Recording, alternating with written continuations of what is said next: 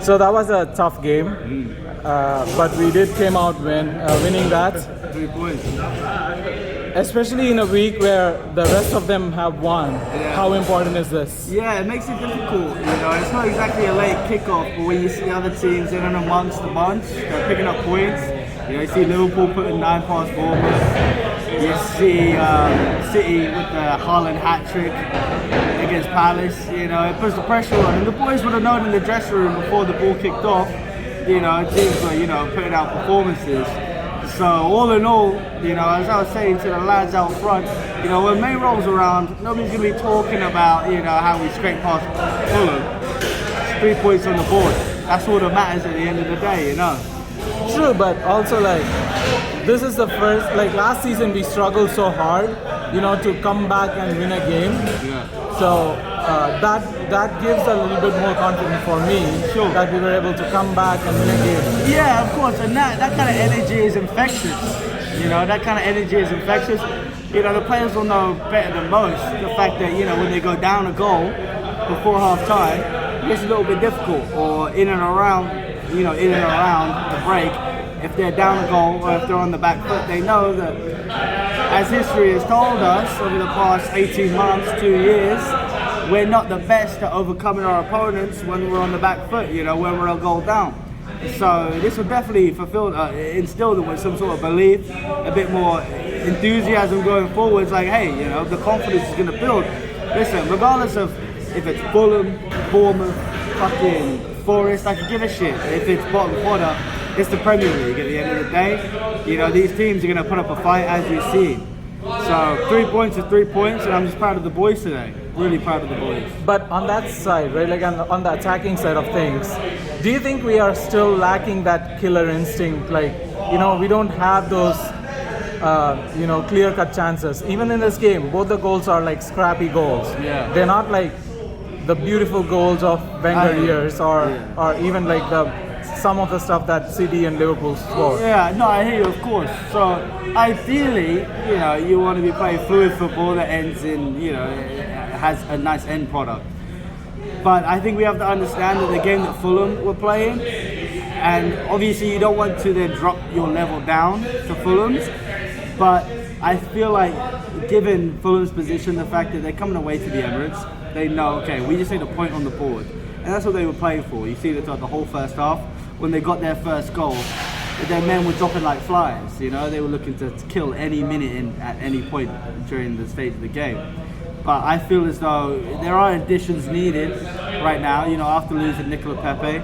It's evident we're going to go out and, as I'm sure every Arsenal fan has heard, we're looking for Pedro Neto. I think that'd be a great acquisition, in and around that youth group. I think he's at 24, 23, 22, around that age group. Not fully established as of yet, but he's in and around. So I feel as though that'd be great competition for not only Saka, but Martinelli on both wings. I think the fact that we have a fluid front line really plays into our hands, not only as a team, but in our acquisitions, because then we can look to purchase players who can play either on the left side as an inside forward or the right side as an inside forward, or playing in Gabriel's spot as that striker, that centre forward. So to answer your question, yeah, I definitely think that we need maybe more players.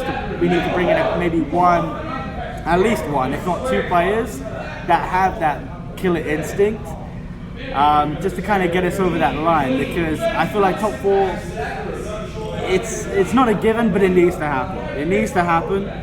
If not top four, then we need to be winning Europa League. There are a lot of fans around here that would say, fifth place finish in a Europa League win is a failure. I don't know if that's necessarily a failure. I understand that there are steps that need to be taken. If we are finished outside the top four, we need to win Europa League. If that doesn't happen, then yeah, that's a failure.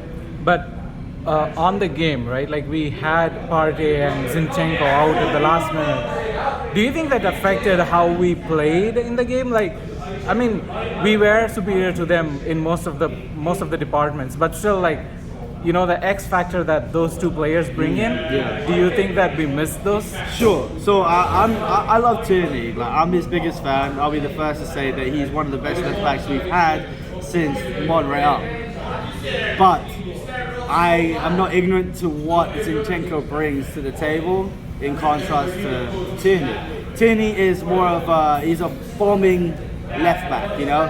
He'll knock the ball past his marker and bomb down that byline, or bomb to the byline to cut it back in. Whereas Zinchenko, he's more so, he'll play in that left back position up until he gets to kind of the final third, then he cuts inside, and then you'll see Xhaka sit back into that left back position. So you can see that us missing Zinchenko has completely altered the way that we kind of build up our play. And then on top of that, losing Partey, it also is obviously very, like, we feel that it affects the way we build up our play. But I feel as though today, El Neni did what was asked of him, and Xhaka supported that role. So that's very encouraging going forward. I don't want to negate the fact that we do need a backup player for Partey's spot, because I don't know if called upon, El Neni is going to be able to provide those types of performances for 5-10 games a season. But last question on the defense side of it, right? Like this is second game this season where defenders made mistakes and led to a goal. Yeah. Which do you think is the strongest defensive pair? Like Gabriel, White, and Saliba. Of those three, who's the back two? So I think we need to remain with the Saliba Gabriel centre back pairing. So everybody's going to look at Gabriel Magalhaes in that era. I think a large part of the blame falls upon Saka, who played that pot shot ball into the box. It's you're putting your centre back under pressure, and I recognise the fact that Gabriel had an opportunity to spoof that ball up the pitch. But that situation should have never occurred. But back to your previous question, I do feel as though the backline we have right now, minus Tierney with Zinchenko in there, I feel like that's a really good balance.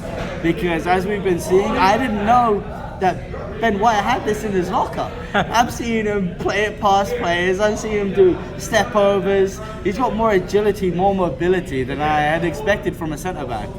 So going forward, 3 points on the board, all things positive, and I'm looking forward to Villa, and then the big one on Sunday against United. Do you think we can win both? I wouldn't. I'm an Arsenal fan. I mean, it goes without saying. We can win every game, you know. Up the Gunners, man. Awesome, thank you, man. Of course.